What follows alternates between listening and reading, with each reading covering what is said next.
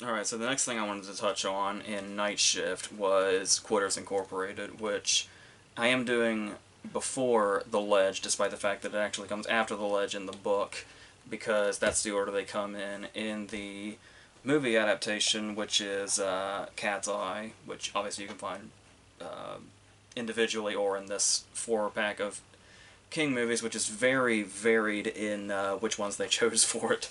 But Cat's Eye is a movie that I always really got a kick out of. I don't even know, I wouldn't even say it's a guilty pleasure. I just genuinely kind of like it. Because I think there's such a almost kind of tongue-in-cheek factor about it that you can't help but kind of fall into, especially when you see the opening credit sequence, when we see the cat running around, and it all seems, callbacks and references and stuff like that, I feel like oftentimes tend to come off as lazy and like, hey, you love this thing, so here it is.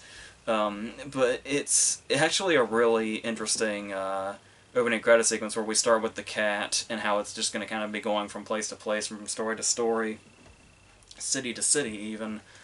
And for most of this opening credit sequence, it's being chased by what appears to be Cujo, which not only makes a lot of sense because of the Stephen King connection, but also Louis Teague, who directed Cat's Eye. Because usually in anthology stuff like this, they sometimes they'll split up the directors to of different people. But Louis Teague just did the whole movie, sort of the way Romero did Creepshow, and he also did Cujo, so that makes perfect sense. And of course, King adapted the script himself for the movie. So, but while the cat is being chased by what appears to be Cujo, they are almost run over by what is blatantly labeled as, even though it's obvious from the first look, is Christine. But there is a bumper sticker in case you didn't know. In case you're fucking blind, apparently. Like I was saying, it's stuff like that, and just these little references, and just the way the movie sort of carries itself, comes off in this very self-referential, sort of tongue-in-cheek way. All the way down to some more blatant stuff, like there's a moment where James Woods is watching what appears to be the Dead Zone, if I remember correctly. And in the short story, it's Bullet that he's watching, but in the movie, it appears to be the Dead Zone. And then, as he's walking away from the TV, he says, "I can't understand a damn thing that's going on in this movie. Who the hell writes this crap?" And it's like, yeah, there's definitely King really loves the sort of self-aware thing, and I think that really comes through in this movie as a whole. But talking strictly about Quitters Incorporated, you look at the lead character, and he is perfectly cast with James Woods, who is still, like, regardless of where his stance might be nowadays, I still cannot look away from the screen when he's on it, because he was just electric. And here, he really finds that balance between, like, the way it's, like, completely described in the story, too, how there's, like, a balance between his cockiness and his level of fear, and how he's trying not to show the fear, but it can't help but come through as the situation seems to escalate, and he's not quite sure what's lurking in the shadows, or what's true and what isn't, what's just maybe a bluff, or what's really possibly going to happen. And especially in these opening scenes with Alan King, who's also perfectly cast as Donati, the guy that's running everything and the real threat, where, much like in the story, we have that moment where everything just turns immediately when he says, "Can I have your cigarettes?" And he's very professional about it. And he's like, "This is just, part of the process."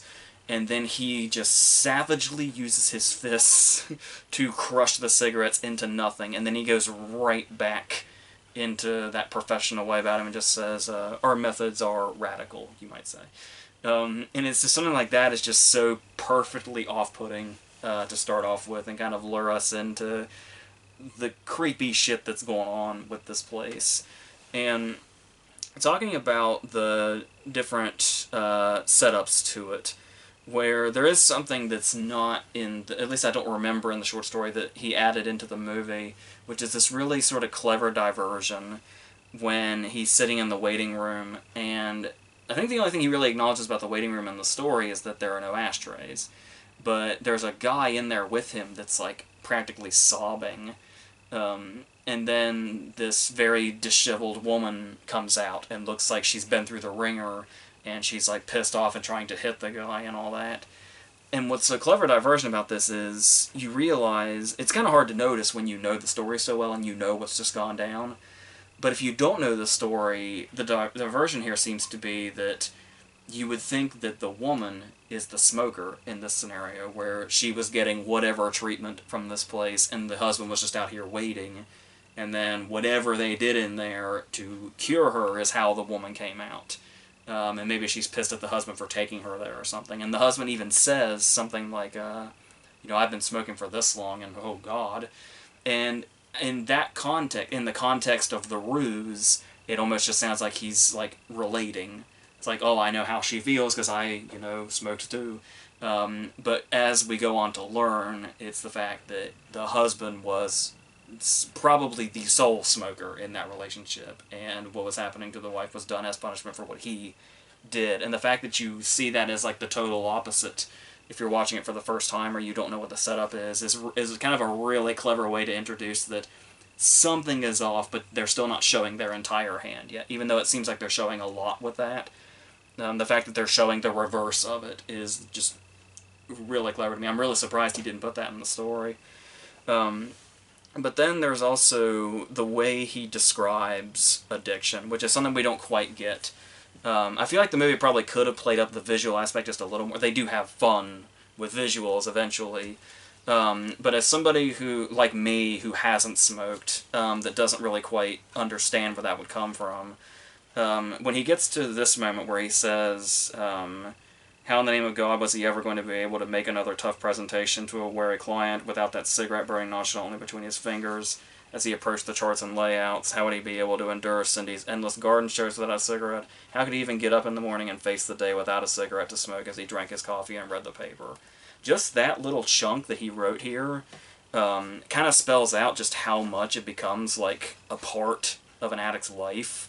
And how it's one of those things where, and it's surely, I can't think of an example off the top of my head, but it's like, surely we all have those things, whatever it may be, where if it was just this seemingly small thing that was just suddenly not a part of our routine or our life or whatever, it would feel like very, like, off its axis or something.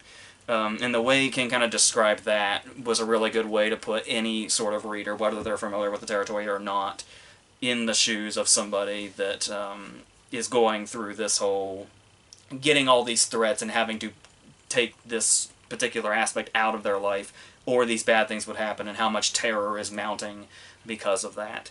And then the way they kind of build on the paranoia of it, when he says, there'll be, I think the wording is actually better in the movie than in the story as well, when he talks about how, you won't see, some of them all the time or all of them some of the time, and you'll never see all of them all the time, and stuff like that is a really cool way to put it. And then that just builds up the constant paranoia throughout it, whether it be the closet scene that they recreated from the story, or those really odd touches, like the jogger outside, that's in, like, the dress shoes, and stuff like that really works and kind of builds that. And another thing that the movie was able to elaborate on, because the short story, for what it is, I mean, obviously it's a short story, but I mean, it's really short. Like, it does feel like they could have added he could have added a bit more meat to the original story, which I think is what's so cool about him adapting it himself into the script format and sort of getting to add some of this stuff and adds a little bit more meat to it.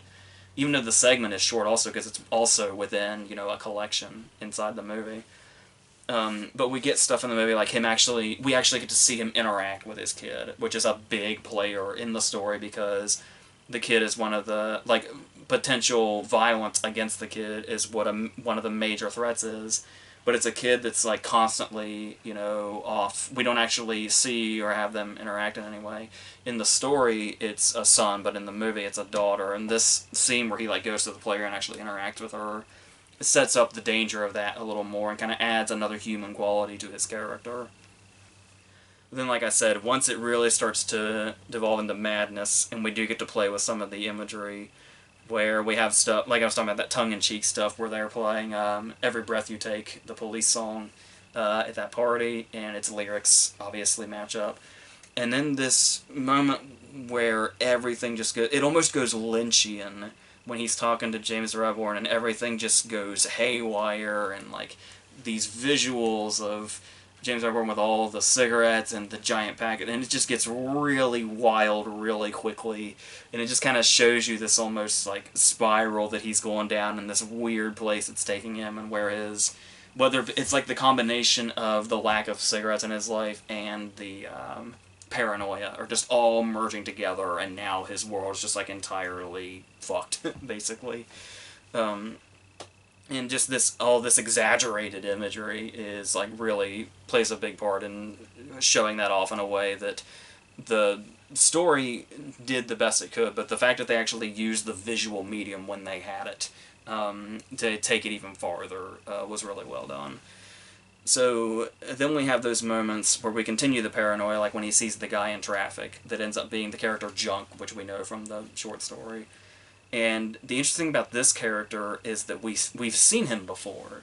So we immediately have, because it's one of those cases where when we see somebody and he sees somebody, we're both, along with him, never quite sure if is that somebody or is it not that works for Quitters Incorporated.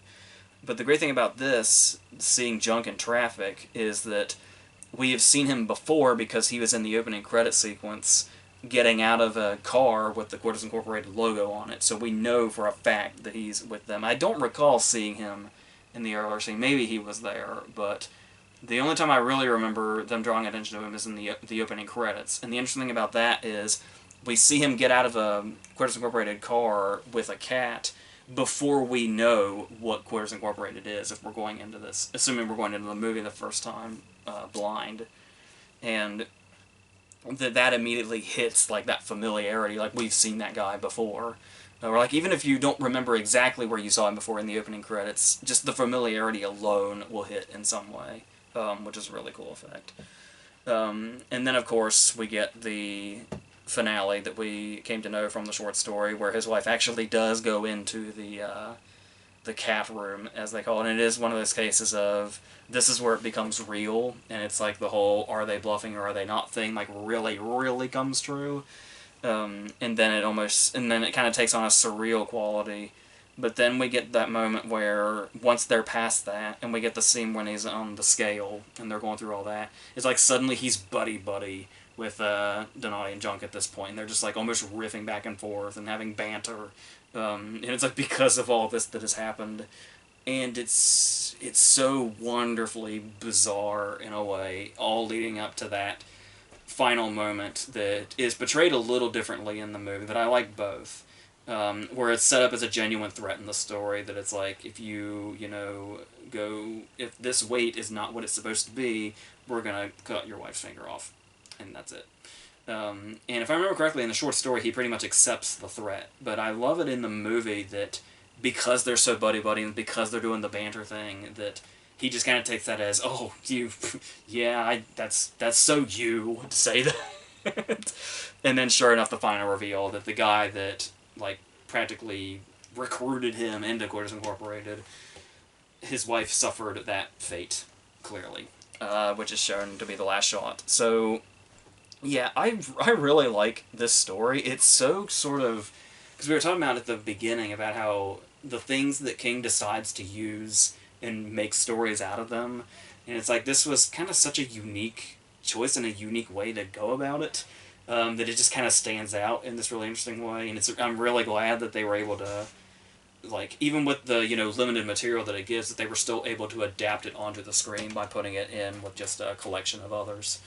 And it's, yeah, so I was really glad that we got to see some sort of screen version of it, and that they were able to get actors like James Woods and Alan King to bring it to life is even better. It's like a bonus.